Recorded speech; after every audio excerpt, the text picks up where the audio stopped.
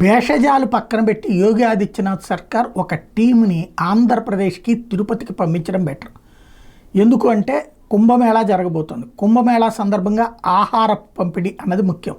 తిరుమల తిరుపతి దేవస్థానపు విధానం దర్శనం ప్రశాంతంగా నడిచిపోతుంది. అదే సందర్భంలో అంటే చివరిలో తోపులాట అది ఉంటుంది, అది సహజం. బట్ దర్శనం నిరంతరం వేలాది మంది ప్రశాంతంగా దర్శనం చేసుకుని వెళ్తారు. అట్లాగే అన్నదానం వేలాది మందికి జరుగుతూ ఉంటుంది.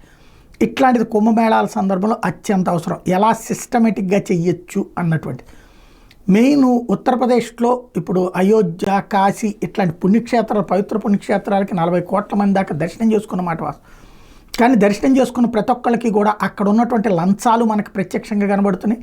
చివరిలో కంట్రోల్ లేని తత్వం కూడా కనబడుతుంది. మనకి మన కాశీకి వెళ్ళినప్పుడు చూసా అక్కడ టికెట్ల దగ్గర ఒక ఇబ్బంది, అలాగే ఆ కరెక్ట్గా దర్శనం దగ్గర 4-5 వైపుల నుంచి వచ్చేయడం, తోసేసుకోవడం పద్ధతి పాడులేదు.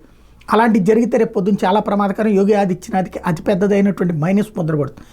అయితే ఏర్పాట్లు మాత్రం సీరియస్గా చేసుకొస్తున్నారు. ఆహారం అందరికీ భోజనం, పులిహార, దద్దోజనం లేదా భోజనం ఏర్పాటు చేయడానికి 2280 చదరపు అడుగుల ప్రదేశాన్ని, ఖాళీ స్థలాన్ని మహా కిచెన్కి ఏర్పాటు చేశారు.